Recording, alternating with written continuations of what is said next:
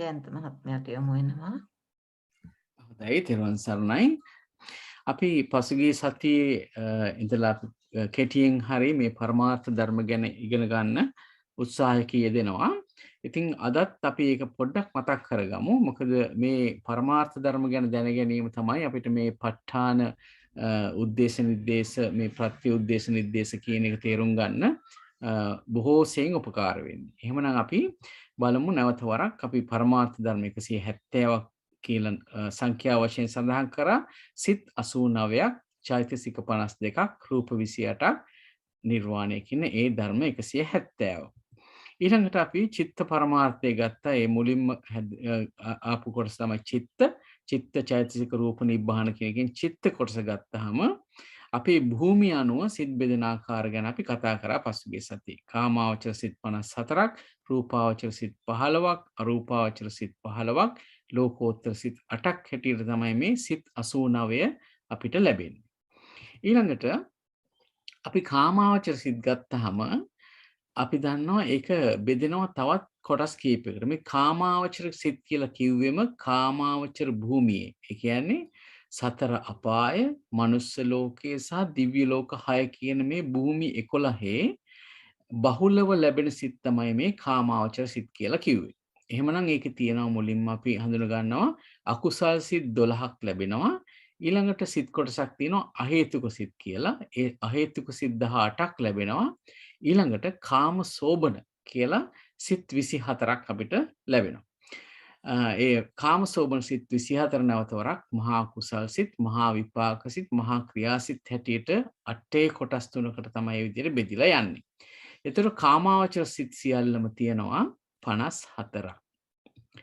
ඊළඟ රූපාවචර සිත් ගත්තාම රූපාවචර සිත් අපිට මේ ධර්මයේ මේක හොඳින් අහගන්න. මේක බොහොම වැදගත් කොටසක්. රූපාවචර සිත් කියන්නේ රූපාවචර භූමියේ බහුලව පහළ වෙන සිත් වලට අපි රූපාවචර සිත් කියනවා. ඒකෙන් අදහස් කරන්නේ අපි බහුලව පහළ වෙන කියනකොට යම් කෙනෙක් මේ කාම භූමියේ ඉඳලා අපි හිතමුකෝ මනුස්ස ලෝකයේ ඉඳලා කියලා. මනුස්ස ලෝකයේ ඉඳලා ධ්‍යාන වඩනකොට ඇති වෙන්නේ මේ රූපාවචර සිත්. හැබැයි රූපාවචර විපාක සිත් ඇති වෙන්නේ රූපාවචර භූමියේමයි. ඒක ප්‍රතිසන්දි හැටියට තමයි මුලින්ම රූපාවචර සිත්, අරූපාවචර සිත් කියන වගේ විපාකය ලැබෙන්නේ. එහෙමනම් අපි මේ රූපාවචර සිත් අපිට මේ ධර්මයේ හමු වෙනවා ක්‍රම දෙකකට බෙදලා. එකකට අපි කියනවා චතුක්ක ණය කියලා, අනිත් එකට කියනවා පංචක ණය කියලා. චතුක්ක ණය කියලා කියන්නේ රූපාවචර සිත් 4 ආකාරයකට බෙදනවා. එක චතුක්ක ණයෙන් ගත්තාම කුසල් සිත්, විපාක සිත්, ක්‍රියා සිත් කියලා. කුසල් සිත් 4යි, විපාක සිත් 4යි, ක්‍රියා සිත් 4යි ආපුවම අපිට සිත් 12ක් හම්බ වෙනවා. ඊළඟ පංචක ණයෙන් බෙදුවහම අපිට සිත් 15ක් හම්බ වෙනවා. ඒක නිසා අපි විශේෂයෙන්ම මේක දැන් සංගීති සූත්‍රය වගේ සූත්‍ර පිටකයේ කොටස් ගත්තොත් ඒ සූත්‍ර ගත්තොත් ඒ සංගීති සූත්‍රයේ දීඝනිකායේ තියෙන සංගීති සූත්‍රයේ දක්වනවා මේ සිත් මේ පංචක ණය ක්‍රමය. ඒක නිසා මේක අභිධර්මයට පමණක්ම සීමා වෙච්ච බෙදීමක් නෙවෙයි. මේක සූත්‍ර පිටකයේත් අපිට හම්බ වෙනවා, අභිධර්ම පිටකයේත් හම්බ වෙනවා. ඉතින් ඒක නිසා අපි නිතරම කතා කරනවා චතුක්ක ණයින්ද මේ විස්තර කරන්නේ, පංචක ණයින්ද මේ විස්තර කරන්නේ කියන එකට අපිට දැනීමක් තිබුණාම තමයි ඒකෙන් හොඳ අවබෝධයක් ලැබෙන්නේ. අපි ගත්තොත් එහෙම චතුක්ක ණයෙන් ගත්තාම කුසල් සිත් 4යි, විපාක සිත් 4යි, ක්‍රියා සිත් 4යි. අපි කතා කරනවා මේ මොනවද මේ ක්‍රියා සිත් කියලා කියන්නේ කියලා. ඊළඟට පංචක ණයෙන් ගත්තාම කුසල් සිත් 5යි, විපාක සිත් 5යි, ක්‍රියා සිත් 5යි. හොඳයි. මෙන්න මේ විදිහට තමයි චතුක්ක ණයයි පංචක ණය ක්‍රමේනොයි මේ සිත් බෙදලා තියෙන්නේ. මම මෙතනදී කුසල් සිත් විතරයි ගත්තේ. විපාක සහ ක්‍රියා කියනව සඳහන් කරන්නේ නැහැ. ඒව බෙදෙන්නේ මේ ආකාරයටමයි. දැන් බලන්න චතුක්ක ණයෙන් ගත්තාම පළවෙනි ධානසිත, ප්‍රථම ධාන කුසල සිත, විතක්ක විචාර ප්‍රීති සුඛ ඒකාග්‍රතාව සහිත ප්‍රථම ධාන කුසල සිත. අපිට පංචක ණයට එනකොටත් ඒ ආකාරයෙන්මයි ඒ සිත හම්බ වෙන්නේ. ඒ කියන්නේ චතුක්ක ණයින් ප්‍රථම ධාන සිතත් පංචක ණයින් ප්‍රථම ධාන සිතත් කියන දෙකම සමානයි. ඊළඟට බලන්න සමාන චතුක්ක ණයෙන් ගන්නකොට දෙවනි ධ්‍යාන කුසල් සිත ගත්තාම මෙතන මේ විතක්ක ਵਿਚාර කියලා අපිට පෙනිච්ච මේ අංග දෙකම මේ දෙකම නැතුව තමයි අපි ඒකට පාලියෙන් කියන්නේ විතක්ක ਵਿਚාරාණං වූපසම. ඒ කියන්නේ ඒ දෙක වූපසමනය කළා. ප්‍රීති සුඛ ඒකාග්‍රතාව සහිත ဒုတိ ය ධානය තමයි අපිට දැන් ලැබෙන්නේ. ප්‍රීති සුඛ ඒකාග්‍රතාව සහිත ဒုတိ ය ධාන කුසල සිත. පංචක ණය හැදෙන්නේ මෙන්න මේ ဒုတိ ය ධානයේම කොටස් දෙකකට ගත්ත නිසා. ඒකට හේතුව තමයි දැන් මෙතනට එනකොට මේ විතක්ක ਵਿਚාර කියන දෙකම හැලිලා එහෙමත් නැත්නම් දෙක උපසමයකටපත් කළා සංසිඳලා තමයි මෙතන ප්‍රීති සුඛ ඒකාග්‍රතාව ඇති වුනේ. නමුත් දැන් මේ පංචක ණය ක්‍රමේදී මෙතන කියනවා ඊ타මාත්ම ප්‍රඥාවන්ත පුද්ගලයින්ට මේ දෙකම එකවර අයින් කරලා විතක්ක ਵਿਚාර දෙකම එකවර අයින් කරලා ဒုတိ ය ධානයට යන්න පුළුවන් කියලා. නමුත් මන්ද ප්‍රඥය කියන්නේ මේ මෝග නැත්තම් මේ කිසි දෙයක් තේරෙන්නේ නැති කියන එක නෙවෙයි. ඒත් මේ ධ්‍යාන ලබනවා කියන්නේ ඊ타ත්ම හොඳ මේ ඉන්ද්‍රිය ධර්ම වැඩිච්ච අය. එතනිමුත් යම් කිසි විදිහකට අවශ්‍ය ප්‍රමාණයට ඒ ප්‍රඥා ඉන්ද්‍රිය වැඩිලා නැත්තම් මෙතෙන්දි කියනවා විතක්කේ විතරක් පළවෙනින්ම සංසිඳලා ඊට පස්සේ විචාර ප්‍රීති සුඛ ඒකාග්‍රතාව සහිත ဒုတိ ය ධාන කුසල සිත කියලා. එතකොට මෙතනදී විචාරයක් තියෙනවා. එතකොට ඒක මතක තියාගන්න ඕනේ අපිට මෙතන මේ පංචක ණයෙන් එනකොට දෙවන ධානයේදී විචාරයේ තියෙන බව මතක තියාගන්න ඕනේ. දැන් තතිය ධානයේට පංචක ණයෙන් එනකොට මේක සමාන වෙනවා චතුක්ක ණයේ ဒုတိ ය ධානයට. මෙතනට එන්නේ ප්‍රීති සුඛ ඒකාග්‍රතාව සහිත තතිය ධාන කුසල සිත. එතකොට මෙතනට එනකොට විචාරයත් හැලිලා ප්‍රීති සුඛ ඒකාග්‍රතාව සහිත තතිය ධාන කුසල සිත ලැබෙනවා. ඔතන තමයි වෙනස තියෙන්නේ. අපි ඒ ආකාරයට ගත්තාම චතුක්ක ණයෙන් සුඛ ඒකාග්‍රතාව සහිත තතිය ධාන කුසල සිත ඒ සිතමයි හැබැයි පංචක ණය ක්‍රමේදී අපි හතරවෙනි චතුත්ථ ධාන කුසල සිත හැටියට තමයි සලකන්නේ. ඊළඟට චතුක්ක ණයේ හතරවෙනි ධානයේ උපේක්ඛා ඒකාග්‍රතාව සහිත චතුත්ථ ධානයේ කුසල සිත ඒ සිතමයි අපි පංචක ණයේදී පස්වෙනි පංචම ධාන කුසල සිත හැටියට සලකන්නේ. ඒ බෙදීම එන්නේ මෙන්න මේ ဒုတိ ය ධාන සිත දෙකකට බෙදලා එකක් විචාර ප්‍රීති සුඛ ඒකාග්‍රතාව සහිත ဒုတိ ය ධාන සිත හැටියටත් අනිත් එක ප්‍රීති සුඛ ඒකාග්‍රතාව සහිත තතිය ධාන කුසල සිත හැටියටත් මේ දෙකකට බෙදුණු හින්දායි මේ ක්‍රම පංචක ණය කියන ක්‍රමය අපිට ලැබිලා තියෙන්නේ. මේ පිළිබඳව යම් කිසි කෙනෙකුට ප්‍රශ්නයක් තියෙනවද ඉදිරියට යන්න කලින්? තෙරුවන් සරණයි ජයන්ත මහත්තයා බොහොම පිං. ඔබතුමා ဒုတိ ය ධානය ගැන කියලා දුන්නා. තතිය ධානය අතර වෙනස එක බෙදලා ආපු හැටි. එහෙම කරන්න විශේෂ හේතුවක් තියෙනවද? විශේෂ පුද්ගලයෝ ඉන්නවද ඒවා එහෙම ලැබෙන? ඒක තමයි. එතෙන් හඳුන්වන්නේ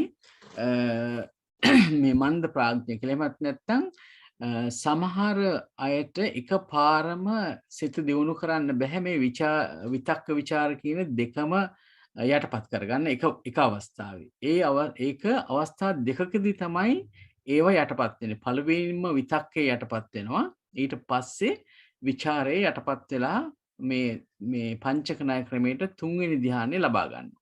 ඒ පංචක ණය ක්‍රමයේ තුන්වෙනි ධ්‍යානය එකපාරම ලබා ගන්න පුළුවන් නම් ප්‍රථම ධ්‍යානයෙන් පසුව ඒ විදිහට අපි චතුක්ක ණය කියන එක විස්තර කරනවා. චතුක්ක ණයේදී විතක්ක ਵਿਚාර දෙක හලලා නැත්නම් යටපත් කරලා ප්‍රීති සුඛ ඒකාග්‍රතාව සහිත ဒုတိ ය ධාන කුසල සිත එකවරම ලබා ගන්නවා. නමුත් අනිත් තැනදී ඒ පුද්ගල ભેදය අනුව අවස්ථා දෙකකදී ඒක සිද්ධ වෙන්නේ. හොඳයි අපි නිතරම කුසල් අපි සිත් 89 ගැන සලකනකොට අපි මේ පංචක ණය ක්‍රමයෙන් තමයි එතකොට අපි සලකලා තියෙන බව ඒක තමයි විශේෂයෙන් දැනගන්න ඕනේ. හොඳයි. අපි ඉදිරියට යමු. වෙනත් ප්‍රශ්න නැත්නම් තව කාටවත් ප්‍රශ්න තියෙනවද? හොඳයි. එතකොට අපිට රූපාවචර සිත් ගත්තාම රූපාවචර අපි දැන් කතා කරපු වගේ පංචක ණයෙන් කුසල් සිත් 5ක් තියෙනවා. ඊට අදාළ වෙච්ච විපාක සිත් තියෙනවා. රහතන් වහන්සේ කෙනෙක් මේ රූපාවචර කුසල් වඩනවා නම් රූපාවචර ක්‍රියාසිත හැටියටයි ඒක වඩන්නේ. එතකොටත් එතන තියෙනවා ක්‍රියාසිත 5ක් ලැබෙනවා.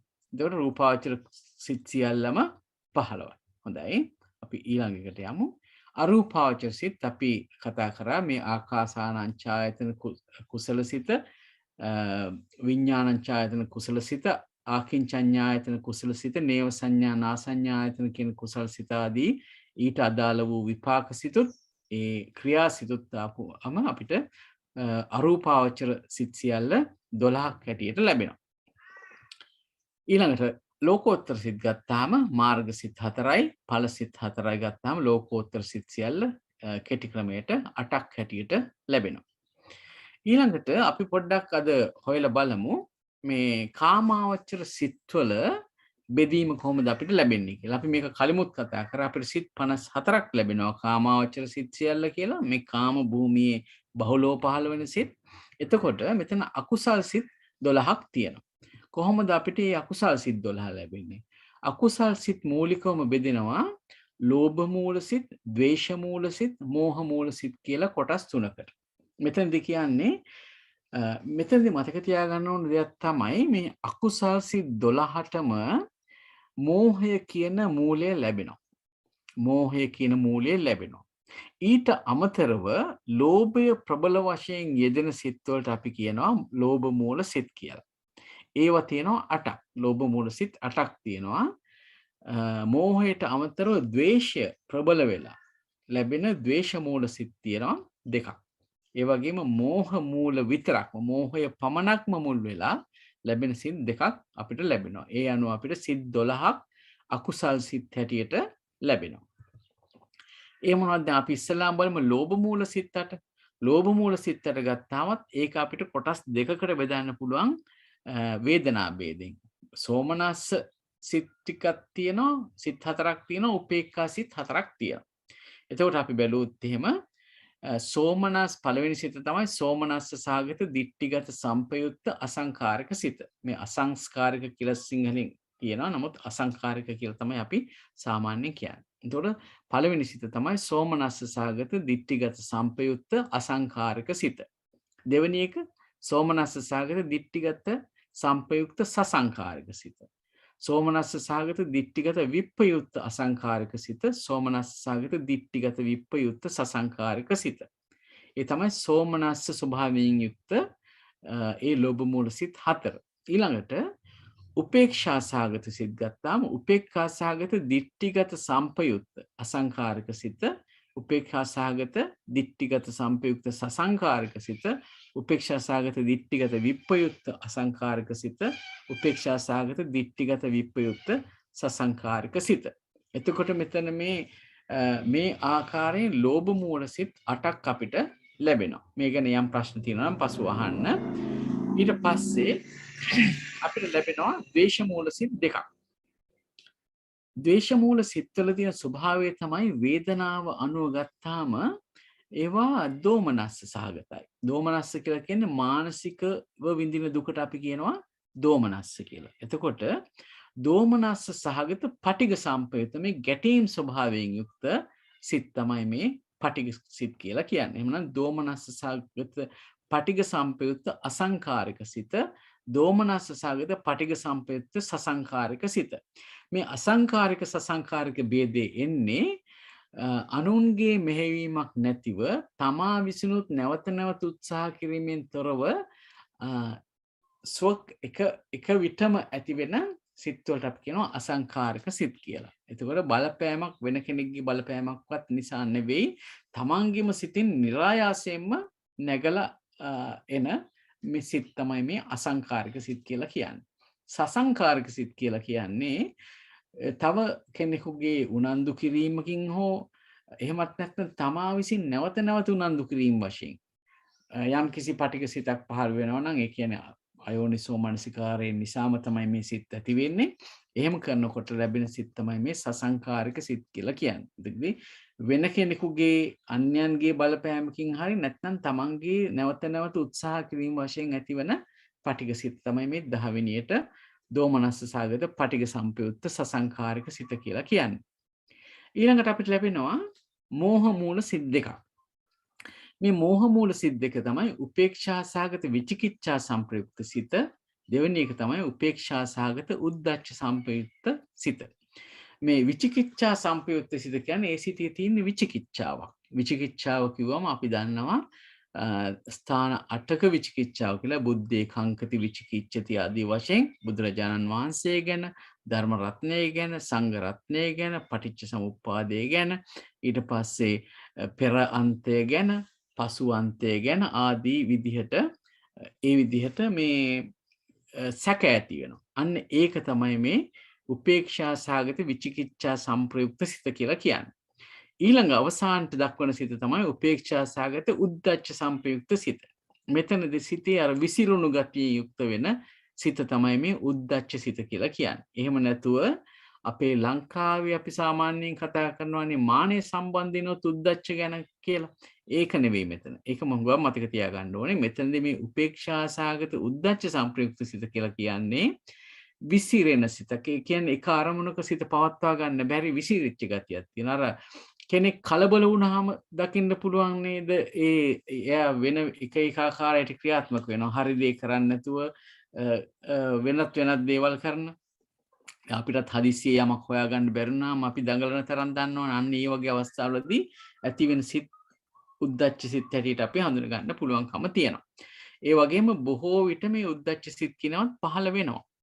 ඊළඟට ගත්තාම මේ සිත් 12න් සිත් 11ක් මේ උපේක්ෂා සහගත උද්ධච්ච සංපයුක්ත සිත හැර ඉතුරු 11ම ප්‍රබල වුණොත් ඒ වගේම ප්‍රබල කර්ම කළොත් එහෙම ඒවා ප්‍රබල කර්ම කියන්නේ ඒ සිත් වලින් කරන කර්ම නිසා ඒක විපාකයක් හැටියට දුගතියේ ඉපදීමට හේතු වෙන්න කර්ම තමයි ඒ වගේ ඒ කර්ම කළ හැකි මේ සිත් ටිකක් තමයි මේ පළමු සිත් 11. නැවත වරක් කිව්වොත් එහෙම මේ සිත් 12න් පළමු සිත් 11 ගත්තාම ඒ සිත් ඇතිවීම නිසා දුගතියක ප්‍රතිසන්දිය පවා ලබා ගැනීමට හැකියාව තියෙනවා. ඒකෙන් කියන්නේ මෙහෙම සිතක් ඇති වුණාම ඒකෙන් දුගති ප්‍රතිසන්දියක් ඇති කරනවා කියලා. නමුත් ඒකට හේතු වෙන්න පුළුවන් තත්වයක් ඒ කර්මපත වශයෙන් ඇති වෙන්න පුළුවන්කම තියෙනවා.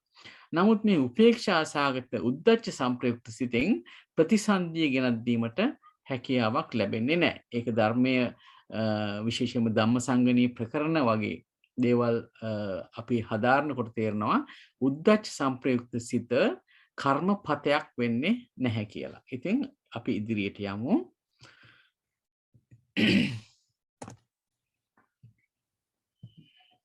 හොඳයි. ඔය ටික අර අපි දැන් කතා කරේ කලින් අකුසල් සිත් 12 ගැන. ඊළඟට සිත් කොටසක් එනවා අහේතුක සිත් කියලා. ඇයි අපි මේ අහේතුක සිත් කියලා කියන්නේ මේ හේතුවක් නැතුව උපදින ඉඳලා? එහෙම නෙවෙයි. හේතුවක් කියනකොට අභිධර්මයේදී අපි හේතු කියලා විශේෂ කොටස් ටිකක් කතා කරනවා. මේකත් විශේෂ වැදගත්ම කොටසක් අලුතින් සම්බන්ධ වෙනවා නම් යම් කිසි කල්යාණ මිත්‍රියක් මේකත් බොහොම වැදගත් වෙනවා.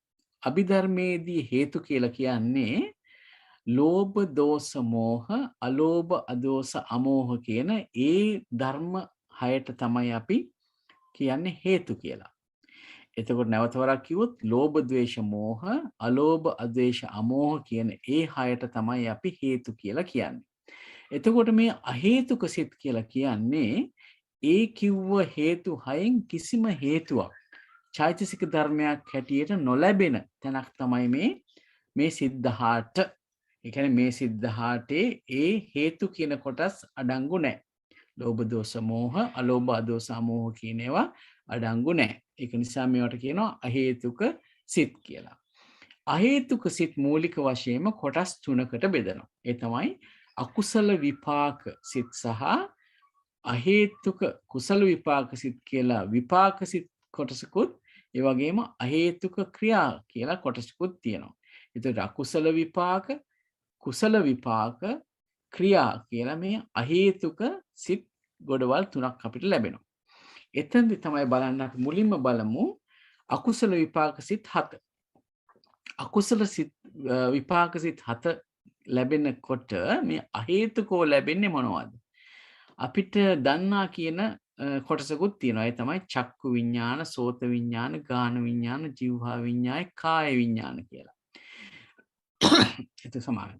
එතකොට මේ සිත් බලන්න. උපේක්ෂා සහගත චක්කු විඤ්ඤාණය, උපේක්ෂා සහගත සෝත විඤ්ඤාණය, උපේක්ෂා සහගත ගාන විඤ්ඤාණය, උපේක්ෂා සහගත જીවහා විඤ්ඤාණය, උපේක්ෂා සහගත සමාන දුක්ඛ සහගත කාය විඤ්ඤාණය. දැන් මේ චක්කු විඤ්ඤාණ, සෝත විඤ්ඤාණ, ගාන විඤ්ඤාණ, જીවහා විඤ්ඤාණ උපේක්ෂා සහගතයි.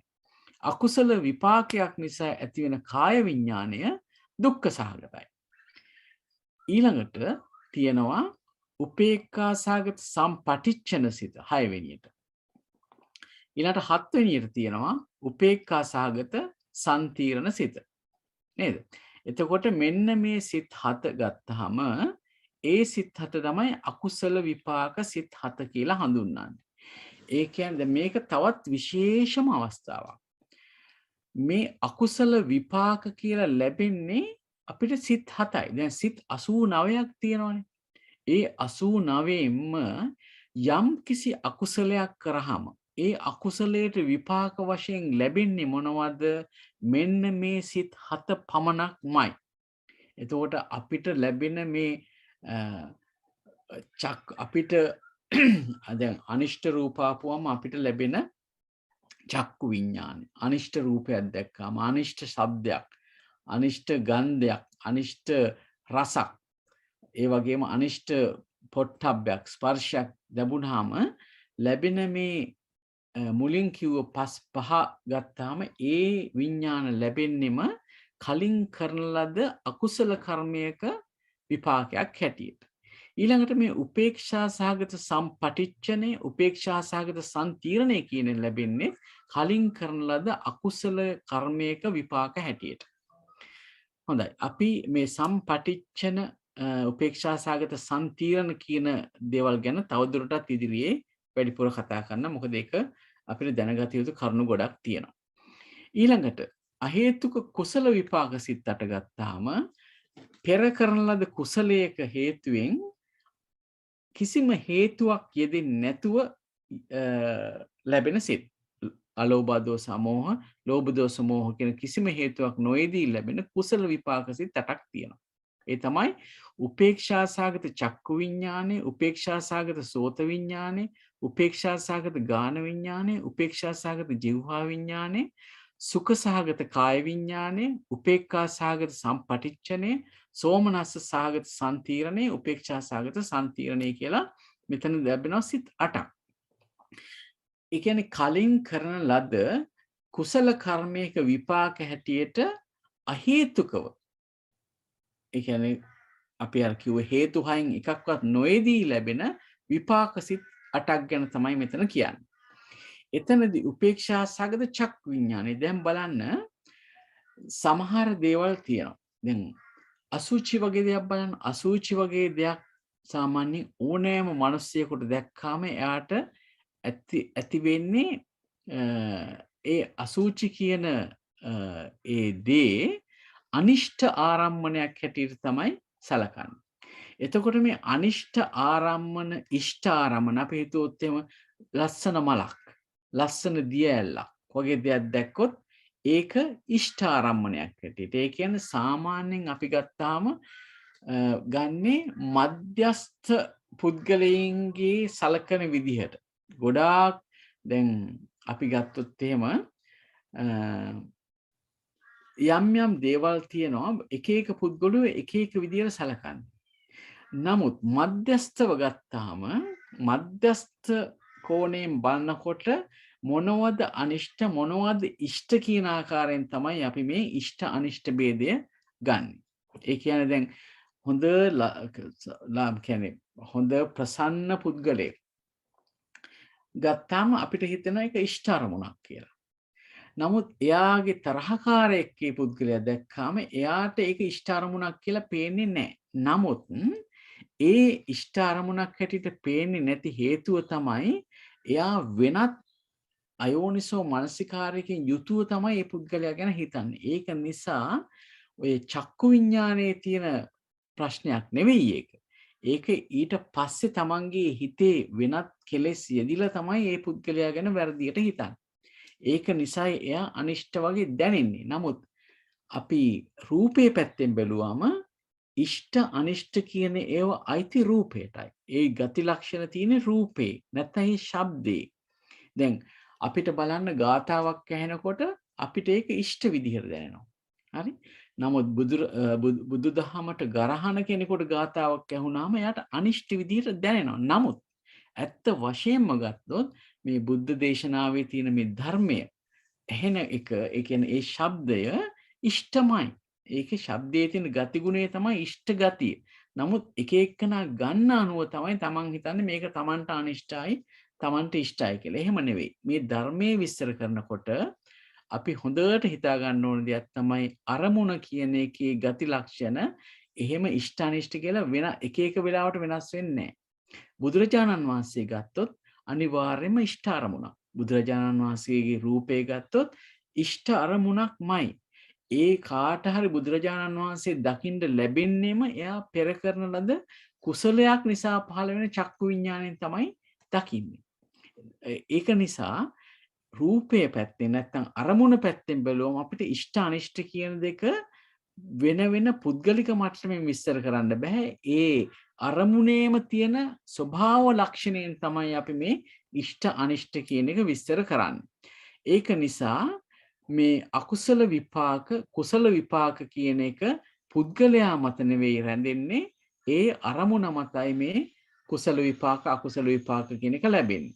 ඒ කියන්නේ අපි උදාහරණයක් හැටියට ගත්තොත් එහෙම නිගණ්ඨනාත පුත්ත මක්කලි ගෝසාල වැනි අන්‍ය තීර්ථකයන්ගේ ඒ ගෝලයින්ට හෝ ඒ ශාස්ත්‍රූන් වරුන්ට හරි බුදුරජාණන් වහන්සේ දකිනකොට අනිවාර්යෙන් ඇති වෙන්නේ කුසල විපාක අහේතුක උපේක්ෂා සාගත චක්කු විඥානය. ඒ කරින් කරන ලද පිනක් නිසාමයි බුදුරජාණන් වහන්සේව දකින්න හම්බුනේ.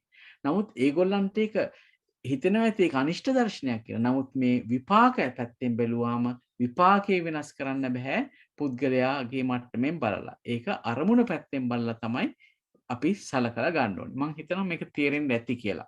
හරි? ඔන්න ওই විදිහට තමයි මේ අකුසල විපාක කුසල විපාක කියන ඒවා මේ අහේතුක සිත් අපි සලකන්නේ. එතකොට බලන්න කලින් කරන ලද කුසල කර්මයක් සමාන කලින් කරන ලද අකුසල කර්මයක විපාකයක් ඇටියට මේ දුක්ඛ සාගත කාය විඥානයක් ඇති වෙන්න පුළුවන්. අපි යම් තැනක යනකොට අපේ අතපය වැදිලා හරි නැත්නම් උලක් කැනිලා හරි කටුවක් කැනිලා හරි අපිට දුකක් ඇති වෙනවා නම් ඒක කලින් කරන ලද අකුසලයක විපාකයක් හැටියට තමයි දුක්ඛ සාගත කාය විඥානයක් ලැබෙන්නේ.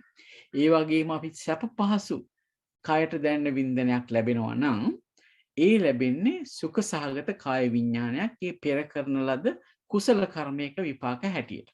එතකොට මේ අපි ගත්ත මේ මෙතන තියෙන පළවෙනි පහ චක්කු විඥාන, සෝත විඥාන, ගාහන විඥාන, ජීව විඥාන, කාය විඥාන කියන මේ අකුසල විපාක සිත් පහත් මේ කුසල පැත්තේ තියෙන චක්කු විඥාන, සෝත විඥාන, ගාහන විඥාන, ජීව විඥාන, කාය විඥාන කියන මේ කුසල විපාක සිත් පහත් දෙක එකට අරගෙන අපි කියනවා ද්විපංච විඥාන කියලා.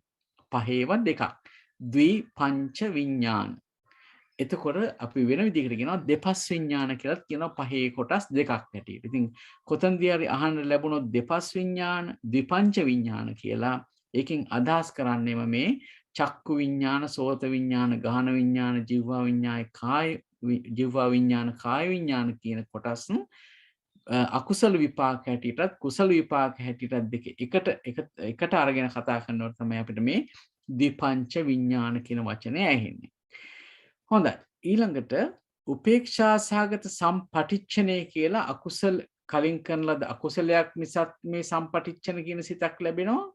ඒ වගේම කුසලයක් නිසා මේ කුසල විපාකයක් හැටියටත් උපේක්ෂා සහගත සම්පටිච්ඡන සිතක් ලැබෙනවා.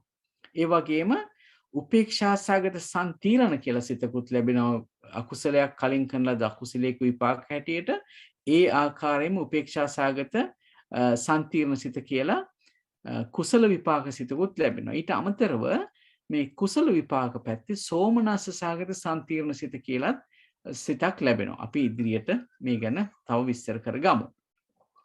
ඊළඟට මෙතන තියෙනවා අහේතුක ක්‍රියාසිත තුනක්. ක්‍රියා කියලා කියන්නේ කුසලයකුත් නොවන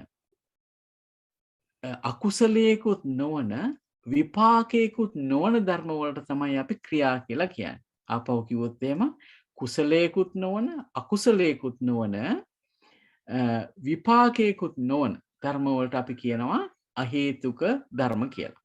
එතකොට මෙතනදි සිත් තුනක් දක්වනවා ඒ කුසලත් නොවන අකුසලත් නොවන විපාකත් නොවන හැටියට. මොනවද ඒ? උපේක්ෂා සාගත පංචද්වාර ආවර්ජන සිත. මේ 16 වෙනියට දක්වලා තියෙන සිත. ඊළඟ 17 වෙනියට දක්වලා තියෙනවා උපේක්ෂා සාගත මනෝද්වාර ආවර්ජන සිත. ඊළඟට දක්වලා තියෙනවා සෝමනස්ස සාගත හසිතුත්පාද සිත. මේ සෝමනස්ස සාගත හසිතුත්පාද සිත කියලා කියන්නේ රහතන් වහන්සේ කෙනෙක් නැත්නම් බුදුරජාණන් වහන්සේ මේ යම් කිසි විදිහකට සිනහාවක් මතු කරනවා හසිතුත්පාද කියලා. එන්න ඒ හසිතුත්පාද සිතට තමයි මේ අහේතුක ක්‍රියාසිත තුනේ 3 වෙනි සිත අයිති වෙන්නේ. ඒ කියන්නේ 18 වෙනි සිත ලැබෙන්නේ රහතන් වහන්සේලාගෙන් ඉහළ මට්ටමයි සිත දියුණු කරපු ආර්යයන් වහන්සේලාට තමයි මේ හසිතුත්පාද සිත ලැබෙන්නේ. එතකොට මේ 16 වෙනි සිතයි 17 වෙනි සිතයි ක්‍රියාසිතක් කිව්වට ඒක සෑම පුද්ගලයන්ටම පෘථග්ජන සේක අසේක කියන හැම පුද්ගලයෙකුටම ලැබෙන සිත් දෙකක් තමයි මේ 16 වෙනි සිතයි 17 වෙනි සිතයි පංචද්වාර ආවර්ජන සිතයි මනෝද්වාර ආවර්ජන සිතයි. අපි මේ ගැන තවදුරටත් ඉදිරි ප්‍රශ්න තියෙනවා නම් විසඳ ගමු. එතකොට ඔබට පේනවා මේ 6 වෙනි සිතයි 13 වෙනි සිතයි 16 වෙනි සිතයි ගත්තාම වෙනම පාටකින් දක්වලා තියෙනවා. ඒ තමයි උපේක්ෂා සාගත සම්පටිච්ඡන සිත් දෙක ගත්තාම ඒ කියන්නේ අකුසල විපාක සිතක් තියෙනවා. උපේක්ෂා සාගත සම්පටිච්ඡන කියලා කුසල විපාක සිතකුත් තියෙනවා. එතකොට ඒ සම්පටිච්ඡන සිත් දෙකයි මේ උපේක්ෂා සාගත පංචද්වාර ආවර්ජනය කියන සිතයි ගත්තාම පොදුවේ ඔය තුනට කියනවා මනෝ ධාතුව කියලා. දැන් හුඟක් වෙලාවට ඇහෙන්න ඇති නේද? කොහොමද කියන්නේ? චක්කු විඥාන ධාතු තන් සම්පයුත්තකාච ධම්මා මනෝ ධාතුය. තන් සම්පයුත්තකානංච ධම්මානං අනන්තර පච්චේන පච්චයෝ කියන ඇහුණා නේද? එතකොට මෙන්න මේ වගේ තැන්වලදී මේ මනෝ ධාතුව කියලා හඳුන්වන ඇතැම් තැන්වලදී අපිට ලැබෙන්නේ මෙන්න මේ සිත් තුනෙන් එකක් තමයි ලැබෙන්නේ. මනෝ ධාතුව කියලා එතකොට පොදුවේ කියනවා මේ සිත් තුනට. උපේක්ෂා සාගත සම්පටිච්ඡන සිත් දෙකටයි උපේක්ෂා සාගත පංචද්වාර ආවර්ජනයේ සිතටයි කියනවා මනෝ ධාතුව කියලා. එතකොට බලන්න දැන් මනෝ ධාතුව කියලා සිත් තුනක් අයින් වුණා. ඊළඟට චක්කු විඥාන, සෝත විඥාන, ගහන විඥාන, ජිහ්වා විඥාන, කාය විඥාන කියලා සිත් 10ක් අපි අයින් කරා ද්විපංච විඥාන කියලා. එතකොට මේ ද්විපංච විඥානත් ඒ 10ක් නේ. ද්විපංච විඥාන කියලා සිත් 10ක් තියෙනවා. ඊළඟට මනෝ ධාතු කියලා සිත් 3ක් තියෙනවා. අපිට සිත් කීයක් දැන් ලැබුණාද? සිත් 13ක් ලැබුණා. ද්විපංච විඥාන සිත් 10යි මනෝ ධාතු කියන සිත් 3යි ගත්තාම එතන අපිට සිත් 13ක් ලැබුණා. මේ සිත් 89න් ඒ සිත් 13 අඩු කරාම අපිට ලැබෙනවා සිත් 76ක්. අන්න ඒ සිත් 76ටම අපි කියනවා මනෝ විඥාන ධාතු කියලා. දැන් එතකොට කොච්චරනම් අපිට ඇහෙන්නේ නැද්ද මේ සජ්ජායනයේදී මනෝ විඥාන ධාතුයා තන් සම්පයුත්තකානංච ධම්මානං කියන පදේ අපිට කොයි තරම් වාරයක් ඇහුණාද? එතකොට ඒ ඇහෙනකොට ඒ කතා කරන්නේ ඔන්න ඔය සිත් 76න් යම් කිසි සිතක් ගැන තමයි එතනදී කතා කරන්නේ. ඒක නිසා අපි මේ ගැන දැනගන්න එක අපිට මේ ප ဋ ාණ අපි බලත්නම් මේ සූවිසි ප්‍රත්‍ය නිर्देश වාරයේදී ඒ සජ්ජායනය කරනකොට යම් යම් දේවල් දැනගන්න බොහෝ සෙයින් උපකාර වෙනවා. දැන් අපි කතා කරා මනෝ ධාතුව ගැන, ඊට පස්සේ මනෝ විඥාන ධාතුව ගැන. එතකොට මේ දැනුම අපිට ප්‍රයෝජනවත් වෙනවා මේ නිर्देश පාළිය තවදුරටත් තේරුම් ගන්න. දැන් මම වැඩි වෙලාවක් ගන්න නැතුව මම ඔතනින් අද දවසට අපි අවසන් කරනවා මේ විස්තර කිරීම. යම් කෙනෙකුට යම් කිසි දෙයක් පැහැදිලි කරගන්න තියෙනවා නම් අපේ ශක්ති ප්‍රමාණයෙන් උදව් කරන්න අපි හැකියාවක් ලැබේ. කාට හරි තියනවද ප්‍රශ්නයක්? මේක ප්‍රයෝජනවත් වෙනවද මේ කරන උත්සාහය? තෙරුවන් සරණයි අවසරයි ජයන්ත මල්ලේ ශ්‍රීමති මහත්මිය ඇත්තටම හරිම ප්‍රයෝජනවත්. ඒක නිසා මේ ප්‍රශ්නයක් ඇහුවම නිශ්ශබ්ද වෙන්නේ ඒක නිසාමයි වෙන්න ඕනේ. හරිම ප්‍රයෝජනවත්. ගොඩාක් දේවල් පැහැදිලි වෙනවා. දන්න දේවල් නැවත මතක් වෙනවා. නොදන්න දේවල් දැනගන්නවා. ඒ වාගේ සෑම දෙයක්ම සිදු වෙන ඕනම පැහැදිලි කිරීමකදී ඔබ දෙදෙනාගේම ඉතින් ඔයාලට ගොඩාක් පිං සිද්ධ වෙනවා. එකක් මට නිකන් හසිත උත්පාදන සිත මට මතක හැටියට බුදුරජාන් වහන්සේ සම්මා සම්බුදුරජාන් වහන්සේලාට පමණයි පහළ වෙන්නේ කියලා තමයි මම කලින් මට මතක හැටියට දැනගෙන තියෙන්නේ ජිනලංකාර ස්වාමීන් වහන්සේගේ දේශනාවලදී. මොකද ඒ සිත් ගැන මම එකපාරක් ඔය ඉස්සර අවුරුදු 5කට 6කට ඉස්සර ලියනකොට මට එමයි මම ලියුවේ මට මතක හැටියට ජයන්ත මල්ලි ඒකත් මට කියන්න. මොකද හස්ත උත්පාදනය කියන්නේ බුදුරජාන් වහන්සේ සිනා වෙනකොට සිදුවන එකක් නේ රහතන් වහන්සේලාට නෑ කියලායි මම දන්නේ මල්ලි. තෙරුවන් සරණයි. ඒ ගැන ඇත්තටම විවිධ පොත්වල විවිධ විදිහට තියෙනවා. නමුත් විශේෂයෙන්ම රහතන් වහන්සේටත් පහළ වෙනවා කියන හැටියට හමුවන තැනුත් තියෙනවා. ඉතින් අපි ඒ ගැන තවදුරටත් හොයලා බලමු. ඔව් ඒක ආචාර්ය මත තියනවා කියලා තියෙනවා ඒ ගැන. ඔව් ඒක තමයි. ආචාර්ය මත තියනවා කියලා කියනවා. හොඳයි. තව දුරටත් කාට හරි යමක් පැහැදිලි කරගන්න තියෙනවද? නැත්නම් ශ්‍රීමති මහත්මිය ඔබතුමීට යමක් එකතු කරන්න හරි? ඇත්තටම හරිම වැදගත් ජයන්ත මහත්මයා ගොඩක් ලොකු දහම් කොටසක් පැහැදිලි කරා. මේ විශේෂයෙන් මේ කොටසෙන් නම් මම හිතන්නේ හොඳ පැහැදිලි කිරීමක් ලැබුණා කියලා. එකතු කරන්න දෙයක් හෝ වෙනත් විශේෂ දෙයක් නැහැ. තෙරුවන් සරණයි. ජයන්ත මහත්තයාගේ මේ පැහැදිලි කිරීම හරිම ප්‍රයෝජනයි. ඒක ඉතාමත් පැහැදිලිව හොඳට හිතට ගියා. ඒක මම හිතන්නේ කලින් දැනගත්ත දැනුමත් එක්කද දන්නේ කොහොම හරි බොහොම පැහැදිලිව මම කලින් මේ තරම් පැහැදිලිව මේක ඉගෙනගෙන තිබුණෙත් නෑ. ඔබතුමාට ගොඩාක් පිං. තෙරුවන් සරණයි. තෙරුවන් සරණයි බොහොම පිං. තව කෙටි පොඩි දෙයක් පැහැදිලි කරන්නම්. අපි සාකච්ඡා කරනකොට කිව්වා මේ අකුසල විපාක අහේතුක සිත් 7 ගැන කිව්වා. එතකොට දැන් බලන්න මේ අකුසල කිව්වහම අපි සාමාන්‍යයෙන් පොඩි අකුසල් පුද්ගලයන් අතින් කරන්න පුළුවන්. උදාහරණයක් හැටියට සම්පප්පලාපේ කියන එකත් අකුසල පොඩි නැහැ. ඒක ඇත්තටම මේ සම්පප්පලාපේ පොඩි අකුසලයක් නෙවෙයි. අපි හිතමුකෝ නිතරම බොහෝ අය කරන අකුසලයක් කියලා හඳුන්වන්න මමත් කරන අකුසලයක් වෙන්න පුළුවන් ඒක. එතකොට ඒ අකුසලයේ පටන් ආනන්තරේ පාප කර්ම දක්වා මොනවද මව මැරීම, පියා මැරීම, බුදුන්ගේ ඇඟේ ලේසෙලවීම, ඊට පස්සේ රහතන් වහන්සේ මැරීම, ඒ වගේ ඒ ආනන්තරේ පාප කර්ම ගත්තාම ඒ පාප කර්ම පොඩ්ඩකින් හොඳයි. ඒ පාප කර්ම ගත්තාම ඒ පාප කර්ම වල විපාක බලන්නකො තියෙන්නේ මෙච්චරයි. තියෙන්නේ ඕනෑම පාප කර්මයකට.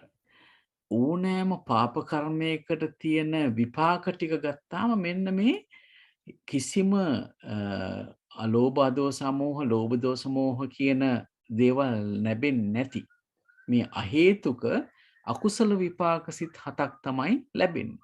එතකොට අපි හිතුවොත් එහෙම ආනන්තරේ පාප කර්මයක් කළා යම් කෙනෙක් නිරයේ උපදිනවා නම් ඒ නිරයේ උපදින කෙනාටත් ඒ නිරේ ප්‍රතිසන්දිය සහින් පසුව ලැබෙන සියලුම විපාක මෙන්න මේ කොටසට තමයි අයිති වෙන්නේ.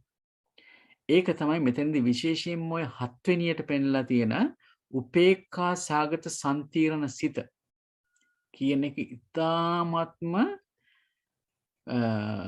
අපි කොහොමද ඒකට කියන්නේ ඉතාමත්ම කටුක දුක් ගෙන දෙන ප්‍රතිසන්දිය ඇති කරන සිතක් හැටියට තමයි මේ උපේක්ෂා සාගත සම්තිරණ ප්‍රතිසන්දි අවස්ථාවේදී යෙදෙන්නේ.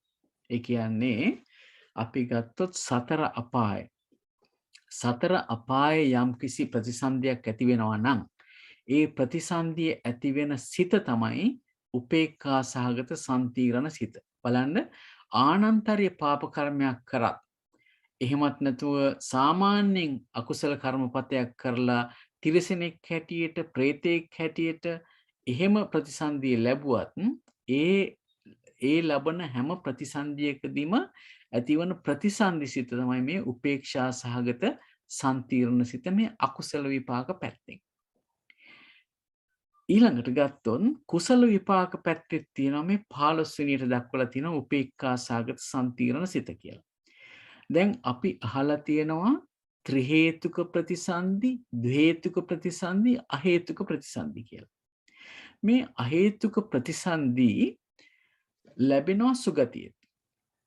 දැන් මනුස්ස ලෝකේ ඉපදෙනවා අහේතුක ප්‍රතිසන්දියකින්. ඒ ඉපදුනහම අපි කියනවා ಜಾති අන්ධ, ಜಾති බදිර ආදී නපුංසක ආදී නොයෙකුත් අඩුපාඩු සහිතව සාමාන්‍යයෙන් ධර්මාවබෝධය කිරීමට බොහෝසෙන් කියන්නේ ඇත්තට වශයෙන්ම හැකියාවක් නැති බව තමයි තේරෙන්නේ.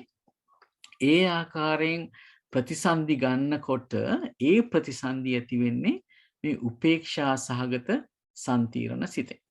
එතකොට බලන්න මේ උපේක්ෂා සහගත සම්තිරණ සිත් දෙක එකතු කරලා අපි කියනවා අහේතුක ප්‍රතිසන්දි යුගලය කියලා.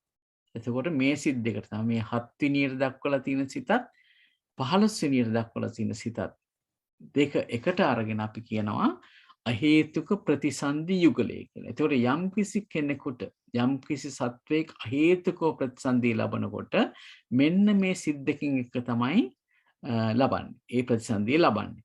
එතකොට දුගතිය ප්‍රතිසන්දිය ලබනවා නම් අකුසල විපාක උපේක්ෂා සහගත සම්තිරණ සිතින් ඒ ප්‍රතිසන්දිය ලබනවා.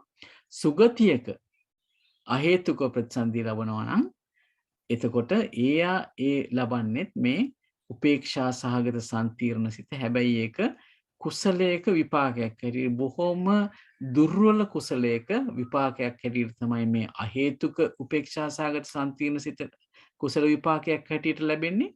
ඒකෙන් සුගතියක ඉපදුනත් බොහෝ දුක් කරදර සහිතව ජීවිතය ගෙවන්න සිද්ධ වෙනවා. ඉතින් අන්න ඒකත් අපි අවසාන වශයෙන් මතක් කරලා අපි එහෙමනම් අද වැඩසටහන නිමා කරමු. මම ප්‍රශ්නයක් අහන්න අවසරයිද? මේ ඔය උපේක්ෂා සහගත සංකීර්ණ සිත් දෙක ඇර අනිත් සිත් වලිනුත් ප්‍රතිසන්දිය ඇති වෙන්න පුළුවන්ද නැද්ද? අනිවාර්යෙන් වෙන බොහෝ ප්‍රතිසන්දි ඇති වෙන සිත් තියෙනවා. ප්‍රතිසන්දි සියල්ලම ඇති වෙන සිත් 19ක් තියෙනවා. දැන් මේ අපි දෙකක් ගැන විතරයි කතා කරේ. සිත් 19ක් තියෙනවා ප්‍රතිසන්දිය ගෙන දෙන සිත්. අපි ඒකත් ඉදිරියේදී කතා කරමු. ඒක හොඳයි ප්‍රශ්නය ඇහුවේ. බොහොම පිං. දැන් අපි මේ කතා කරේ අහේතුක ප්‍රතිසන්දි ගැන. එතකොට අපි දන්නවා ත්‍රි හේතුක ප්‍රතිසන්දි තියෙනවා, ද්වි හේතුක ප්‍රතිසන්දි තියෙනවා. ඒ නිසා අපිට තවත් සිත් ප්‍රතිසන්දි සිත් වශයෙන් හම්බ වෙනවා. හොඳයි. එහෙමනම් අපි අද දවසට මේ සජ්ජායනේ ප ဋ ාණ සජ්ජායනයත් ඒ වගේම ඊට පසුව කරන කෙටි අපි අධ්‍යයනයක් මෙතකින් නවත්වමු. මම ඉතාමත්ම ගෞරවයෙන් යොමු වෙනවා ශ්‍රීමති මහත්මියට අද දවසේ වැඩසටහන නිමා කරන ලෙසට. තෙරුවන් සරණයි. තෙරුවන් සරණයි. බොහොම පිං ජයන්ත මහත්මයා. අසා තියන අයට තව තවත් ඒ මතකයේ අලුත් වෙන්නත්, නොඇසූ අයට ඒ ඉගෙන ගන්නත් ඒ ඉතාම වැදගත් ඒ පැහැදිලි කිරීම. ඒ ගැන ඔබතුමාට අනේක වාරයක් පින් සිදු වේවා. අපි අද දවසේ තිසරණ සහිත පංචශීලයේ සමාදන් වීමේ ඉඳලා ධර්ම සජ්ජායනය අපි මෙනෙහි කරමින් ධර්මයට සවන් දුන්නා. ඊළඟට දහම් කොටසකට ශ්‍රවණය කරන්න අවස්ථාව ලැබුණා. මේ අවස්ථාවල රැස් කරගත්තා වූ සියලුම කුසල් සිත් අපි ත්‍රිලක්ෂණයේ වශයෙන් මෙනෙහි කරලා වැඩසටහන නිමා කරමු. ධර්ම සජ්ජායනාමය දේශනාමය වාරයේදී අපේ සිත් සතන් වල පහළ වූ චිත්ත චෛතසික නාම රූප ආදී ස්කන්ධ ආයතන ධාතු වශයෙන් ඒ පරමාර්ථ ධර්ම සමූහය ඇතුව නැතුව ගිය බැවින් අනිත්‍යයි. ඒ ඇතිවීම නැතිවීම දෙකින් පෙළෙන බැවින් දුකයි. කැමැති පරිදි පවත්වාගත නොහැකි බැවින් අනාත්මයි. අනිත්‍ය වූ දුක්ඛ වූ අනාත්ම වූ ඒ චිත්තචෛතසික නාම රූප ධර්මාදී පරමාර්ථ ධර්ම සමූහය පීලන සංකත සංතාප විපරිණාමාර්ථයෙන් සමන්නාගත වන බැවින් දුක්ඛ සත්‍ය නම් වන්නේය. ඒ දුක උපදවන්නා වූ පූර්ව භව තෘෂ්ණාව ආයුහන නිධාන සංයෝග පලිබෝධාර්ථයෙන් සමන්නාගත වන හේයින් සමුදය සත්‍ය නම් වන්නේය. දුකත් සමුදයත් නැති නිර්වාණ ධාතුව විවේක නිස්සරණ අසංකත අමතාර්ථයෙන් සමන්නාගත වන හේයින් නිරෝධ සත්‍ය නම් වන්නේය. දුක පිරිසිඳ දකින්නා වූ සමුදය ප්‍රහාණය කරන්නා වූ නිරෝධය සාක්ෂාත් කරන්නා වූ ආර්ය අෂ්ටාංගික මාර්ගය ඒකාන්තයෙන්ම දුක්ඛ නිරෝධ ගාමිනී ප්‍රතිපදා සත්‍ය නම් වන්නේ. ලෝව පහළ වූ බුදුපසේ බුදුමහරහතන් වහන්සේලා මේ ආදී චතුරාර්ය සත්‍ය අවබෝධයෙන් මේ සංසාර දුක් නිමා කොට නිර්වාණ සම්පත්තිය ලැබුසේක. ඒ වගේම අප සැමටත් මේ කරන සියලුම කුසලානිසංස හේතුම නිර්වාණ අවබෝධය පිණිසම හේතු වේවා වාසනාව වේවා. අද දවසේත් අපට මේ ධර්ම සජ්ජායනයේ ඊටාම මිහිරි හඬින් ගෞරවාන්විත ගාම්භීර හඬකින් අපට ලබා දීලා අපවත් වී වදාළේ ඒ උතුම් වූ අතිපූජනීය නා විනය ආර්ය ධම්ම මහා ස්වාමීන්ද්‍රයන්න් වහන්සේට පළමු කොටම අපි මේ සියලු කුසල් අනුමෝදන් කරමු. මේ සියලු කුසල් බලයෙන් උන්වහන්සේට පතන්නා වූ ආකාරයට සුව පහසුවෙන්ම ලෞතර බුද්ධ රාජ්‍යයට පත් වෙන්නට මේ කුසල් පාරමිතා බවට පත් වේවා. සසර සැරිසරන තුරු නිදුක් නිරෝගී සුවපත් දීර්ඝාෂ ජීවිත ලබන්නටත් හේතු වේවා වාසනාව වේවා. ඒ වගේම අප රැස් කරගත් සියලුම කුසල් සියලුම දෙවියන්ට අනුමෝදන් කරමු. ආකාසට්ටා ච බුම්මට්ටා දේවා නාග මහිද්దికා පුඤ්ඤන්තං අනුමෝදිත්වා චිරං රක්ඛන්තු සම්බුද්ධ දේශනං. ආකාසට්ටා ච බුම්මට්ටා දේවා නාග මහිද්దికා පුඤ්ඤන්තං අනුමෝදිත්වා චිරං රක්ඛන්තු සම්බුද්ධ දේශනං. ආකාසට්ටා ච බුම්මට්ටා දේවා නාග මහිද්దికා පුඤ්ඤන්තං අනුමෝදිත්වා චිරං රක්ඛන්තු සම්බුද්ධ ශාවකේ චිරං රක්ඛන්තු ත්වං සදා. පරලෝසපත් ඥාතීන්ට පින් අනුමෝදන් කරමු. ඉදම්මේ ඥාතිනං හෝතු සුඛිතා හොන්තු ඥාතයෝ. ඉදම්මේ ඥාතිනං හෝතු සුඛිතා හොන්තු ඥාතයෝ. ඉදම්මේ ඥාතිනං හෝතු සුඛිතා හොන්තු ඥාතයෝ. මෙසේ ප්‍රාර්ථනා කරමු. ඉමිනා පුඤ්ඤ කම්මේන මා මේ බාල සමාගමෝ සතං සමාගමෝ හෝතු යාව නිබ්බාන පත්තියා. ඉදං මේ පුඤ්ඤ කම්මං ආසවක්ඛයා වහං හෝතු සබ්බ දුක්ඛා පමුජ්ජතු. සාදු සාදු සාදු. අද දවසේත් අපට මේ වැඩසටහනට අනුග්‍රහය දක්වමින් කලන මිත්‍රෝ ජාත්‍යන්තර සංවිධානයේ නිර්මාතෘ ත්‍රිසිත රාජපක්ෂ මහතාත් ඒ වගේම සම්බන්ධීකරණ කටයුතු කරමින් ඕෂධී මහත්මියත් මේ වැඩසටහන මෙහෙයුවා. අපි පළමුවෙන්ම ඔබ දෙපළටත් ඔබගේ පවුල් වල සෑම සියලුම දෙනාටත් ධර්මයේ ඉගෙන ගත්තා වූ ගෞරවනීය ස්වාමීන් වහන්සේලා ඇතුළු ගුරුතුමන්ටත් සෑම දිනාටම පරලෝසපත් ඥාතීන්ටත් මේ සියලු පින් අනුමෝදන් කරනවා. මේ පින් බලෙන් ඔබ දෙපළගේම පවුල් අයටත් සුජීවත්ව ඉන්න සැමටත් මෙලොව වශයෙන් නිදුක් නිරෝගී සුවපත් දීර්ඝායුෂ ජීවිත ලබන්නට හේතු වේවා වාසනාව වේවා. පරලෝසපත් සියලුම දෙනාට මේ පින් බලෙන් සුගති වලින් සුගති වලටමපත් වෙන්නට හේතු වේවා වාසනාව වේවා. ඒ සෑම සියලුම දෙනාටත් ඔබ සැමටත් උතුම් වූ චතුරාර්ය සත්‍ය සුවපහසු වෙන අවබෝධ කරගන්නට මේ සියලු කුසල් හේතු වේවා වාසනාව වේවා. ඒ වගේම අපට දහම් කරුණු පැහැදිලි කර දුන්න ජයන්ත මහත්මයාටත් ඔබතුමාගේ පවුලේ සැමටත් ඔබතුමා ධර්මයේ ඉගෙන ගත්තා වූ ඉගෙන ගන්නා වූ ගෞරවනීය ස්වාමීන් වහන්සේලාට ගුරුතුමන්ටත් ඒ වගේම පරලෝසපත් ඥාති මිත්‍රාදීන්ටත් සුජීවත්ව සිටින නෝනා මහත්මියතුළු දරුවන්ටත් අපි මේ සියලු කුසල් අනුමෝදන් කරනවා. ඒ සෑම සියලුම දෙනාත් මේ සියලු කුසල් බලයෙන් මෙලොව වශයෙන් නිදුක් නිරෝගී සුවපත් දීර්ඝායුෂ ජීවිත ලබත්වා පරලෝසපත් ඥාති මිත්‍රාදී ගුරුතුමෝ සුගති වලින් සුගති වලටමපත් වෙත්වා. ඔබටත් අවුලේ සැමටත් නෑදෑ හිත මිතුරන්වත් ආදී සැමටත් ගුරුතුමන්ටත් සුවසේ චතුරාර්ය සත්‍ය අවබෝධ කරගන්නට මේ කුසල් හේතු වේවා වාසනාව වේවා. ඒ වගේම සහභාගී වුණු කලන මිතුරෝ ඔබ සැමටත් මේ සියලු කුසල් බලයෙන් මෙලොව වශයෙන් ආයුර්ණ සැප බල ප්‍රඥා වර්ධනය වේවා. පතන්නා උතුම් බෝධි වලින් සුව පහසුවෙන් චතුරාර්ය සත්‍ය අවබෝධ කරත්වා. ඔබ සැමගේත් ධර්මයේ ඉගෙන ගන්නා වූ ගුරුතුමන්ට ගෞරවනීය ස්වාමීන් වහන්සේලාට පරලෝසපත් ඥාති මිත්‍රාදීන්ට සුජීවත්ව ඉන්න සැමටත් මේ සියලු කුසල් එකසේම අනුමෝදන් වෙත්වා. ඒ සෑම සියලුම දෙනාත් මෙලොව වශයෙන් නිදුක් නිරෝගී සුවපත් දීර්ඝාෂ ජීවිත ලබත්වා. පරලෝසපත් සෑම සියලුම දෙනාටත් සුගති වලින් සුගති වලටමපත් වෙන්නට හේතු වේවා වාසනාව වේවා. පතන උතුම් බෝධි වලින් සුව පහසුවෙන් චතුරාර්ය සත්‍ය අවබෝධ කරත්වා. සෑම දිනාටම තෙරුවන් සරණයි. තෙරුවන් සරණයි. තෙරුවන් තෙරුවන් සරණයි ජයන්ත මහතා ශ්‍රීමති මහත්මිය ඇතුළු සැමට තව තවත් මෙවැනි ධර්ම කරුණු අපිට කියා දීමට ශක්තිය ධෛර්යය තව තවත් ලැබේවා. ඔබ සැමට තෙරුවන් සරණයි.